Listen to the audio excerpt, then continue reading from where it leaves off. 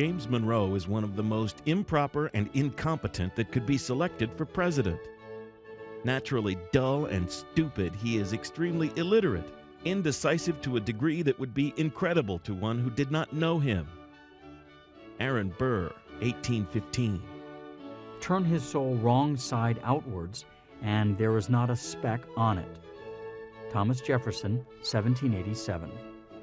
Though not brilliant, few men were his equals in wisdom, firmness, and devotion to country.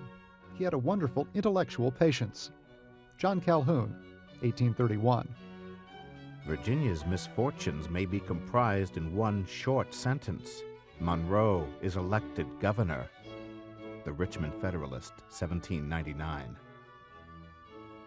James Monroe led America through a period known as the Era of Good Feelings. During his administration, the nation grew from 19 to 24 states, and the political climate was more tranquil than it had been in the days of Jefferson and Madison. Monroe's demeanor matched the times. Low-key and reserved, he had a warm personality that put people at ease, and colleagues noted a lack of pretension in his manner. He was about 6 feet tall with blue-gray eyes and dark wavy hair that had turned to gray by the time he became president.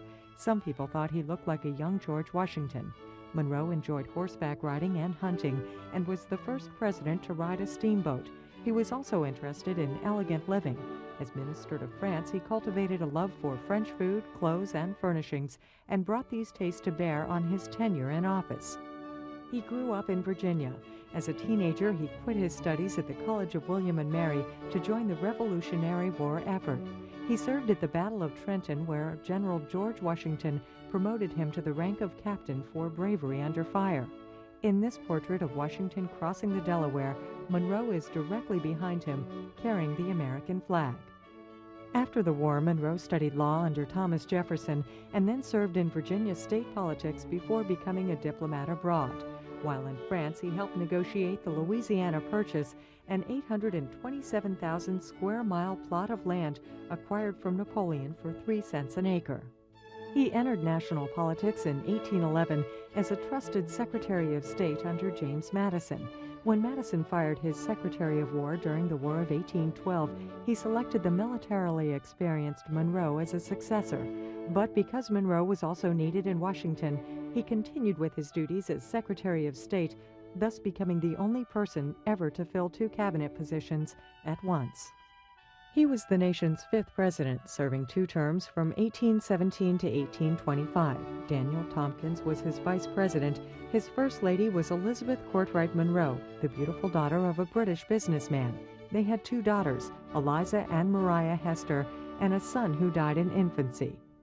The Monroes moved into a gleaming, newly rebuilt president's house in late 1817, 3 years after the British had set it aflame during the War of 1812. To help furnish the bare home, they sold their furniture to the government for a little over $9,000. Taking an interest in the design of the residence, Monroe later ordered the building of a south portico.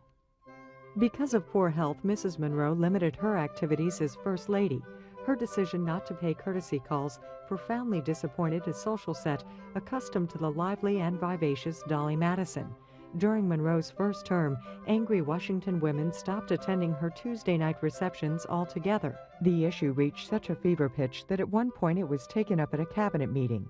A weary Secretary of State, John Quincy Adams, called the fuss a senseless war of etiquette visiting. At the end of his second term, Monroe returned to Virginia and Oak Hill, a brand new estate based on the designs of his good friend Thomas Jefferson. After the death of his wife in 1830, he moved to New York City to live with his younger daughter. 10 months later, he too died, the 3rd president to die on the 4th of July. He was 73.